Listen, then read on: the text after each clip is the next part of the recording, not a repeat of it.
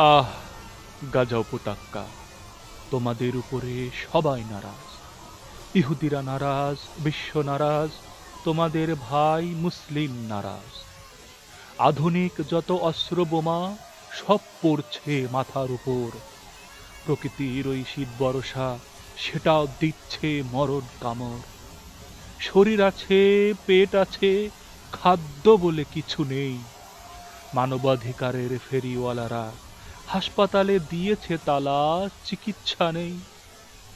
শত শত বুলেট এসে এফোর ওফোর করছে পার। গোটা দুনিয়া দর্শক মাত্র, দেখছে তোমাদের হাহাকার।